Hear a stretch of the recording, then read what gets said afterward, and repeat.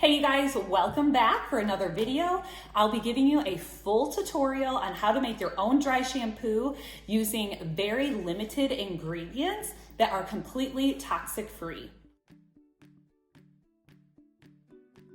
All right, so if you've been around my channel for any amount of time, you will know that I am on a crunchy journey. Since having my 3 kids, it has just continue to be a very continual and gradual journey for me to eliminate toxins in my home and have everything be as clean as possible. So the last tutorial video I did was all about growing my hair back, which I can link that below, but the thumbnail looks like this. I was experiencing like a lot of hair loss and I had absolutely no reason why.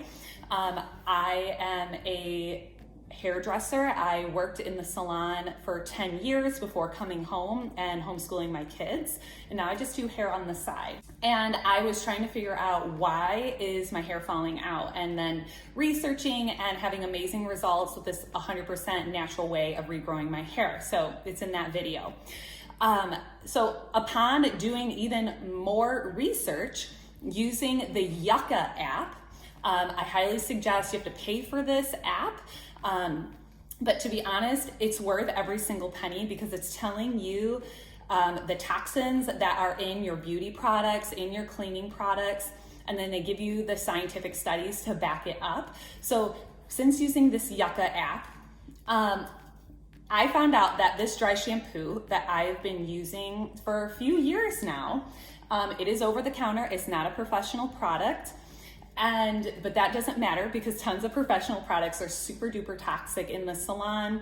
I was just looking for something really cheap and on the fly, and this was doing a really great job on my hair. This Not Your Mother's particular brand, and I wouldn't just use the purple one, I would use the blue one and the green one. And I found out after using the Yucca app that there's an ingredient in here that actually makes your hair fall out.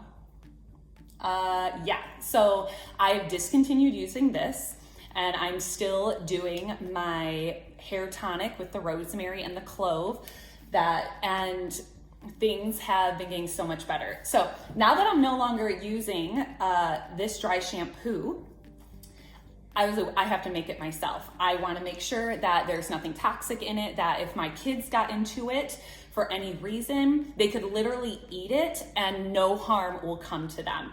So that is where my priorities are now. And of course, I want to share that with you. So before I get to this quick tutorial, because there's not much to it, on my journey of trying to find a non-toxic dry shampoo, I found Toxin's dry shampoo. I've only ever used aerosol, so I've never used like a loose powder, but it's small, but a little bit goes a really long way. I love Toxin. I've been using their face products for a long time, so I already trust this company and know that it is awesome. And so I was like, all right, I'm gonna try their dry shampoo and then I'm gonna go from there. So I've been using the dry shampoo. This is for dark hair, it says. I don't feel it's for dark hair because it's really, really light. And the reason why they say it's for dark hair is because there's cocoa powder in here. Smells amazing. But you know, when I spray this, it comes out totally white on my scalp or all over my hair. And then this is pretty much just as white. So anyway, when I put this on my hair, it looks like this, which that's what dry shampoo is. And I put dry shampoo really heavy on my scalp and then I massage it in and I brush it through and I get it, you know, as blended as I can. And I went and bought their little applicator brush. You don't have to do this. If you want to apply your dry shampoo, just go buy a cheap makeup powder brush, dip it in and then apply it like that. So this just has the little thing and it pops up like that, and then you apply it wherever you want it. And then it just came in a set, so I bought the applicator brush with this. So the ingredients in here is organic arrowroot powder, baking soda, kaolin clay, I hope I'm saying that right, organic cocoa powder for dark hair, and whole wood essential oils. So I was looking at this and thinking, dude, I can just buy this stuff, you know, on Amazon, like organic stuff, and make this myself, and it would be way cheaper. And so that's exactly what I did. I'm making a really simplified version of it though, because after doing a little more research online, there are a lot of recipes that you can get. I did not include baking soda in my recipe, and I did not include the clay, but I did order the clay. I just haven't gotten it yet, so I wanted to try this particular recipe without the clay. If you have a really oily scalp, you may want that kaolin clay in there. It's totally up to you, but I already made some and it's dark like my hair. And there's so many different ways you can go with this to make it the correct shade for you. So the more white your powder is, you're gonna be more blonde. And the darker your hair is, you're gonna wanna make it darker. So on Pinterest, I found this chart of just some options that might be helpful to you. You can take a screenshot of it if you'd like.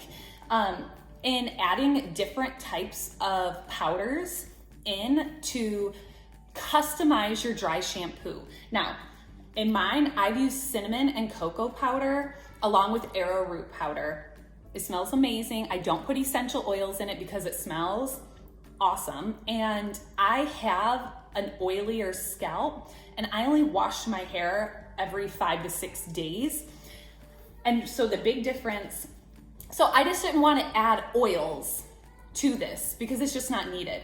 But what I will say, from using this homemade, from using this, when I used to put this in my hair, I would feel the residue on my scalp and I really wouldn't be able to run my hands through my hair very much without it getting like tingly and snapped.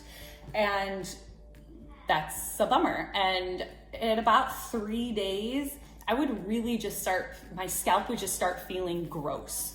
And I didn't want that. So since using this and now using this, I can easily run my hands through my hair as much as I want. My hair is not getting snagged anymore.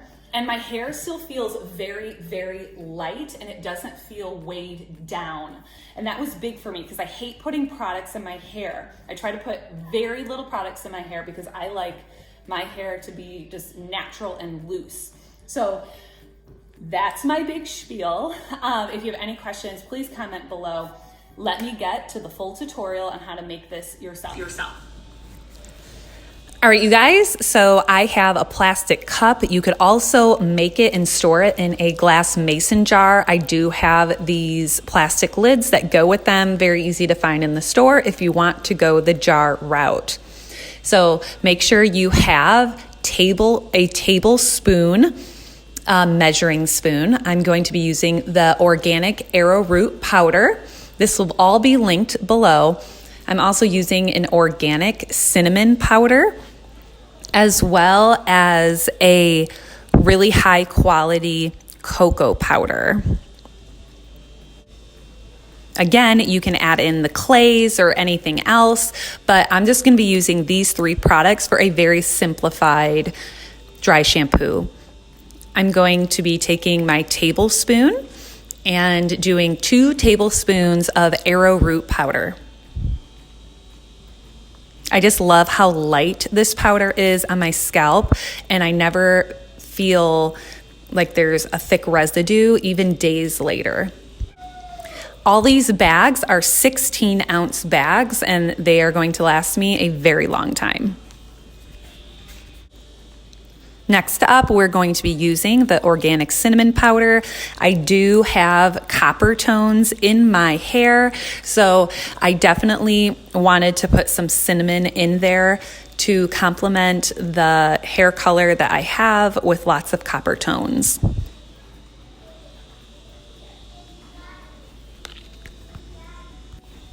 I will also be using 2 tablespoons of the cinnamon powder.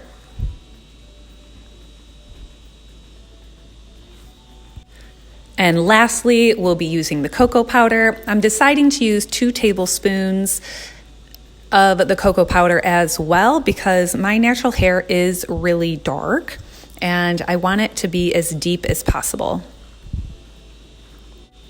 And again, you can experiment with how many different powders or how much cocoa powder, how much cinnamon powder, how much arrowroot powder you have based on your hair color. I want mine to be pretty dark, and so I am choosing to put more cinnamon and more cocoa in it than arrowroot. I decided I am going to add in just a little bit more arrowroot powder. I'm not really sure why, but I'm just going to add in another tablespoon, and we'll see how it goes. All it's really going to do is really add some more absorption to the dry shampoo. So there it is. That is a lot of powder. That is going to last a really long time and it smells absolutely amazing. As far as storing this, you can leave it in the plastic cup and put some plastic wrap on it and keep it under the sink in your bathroom, or you can put it in a glass mason jar with a secure lid on top and you are set to go.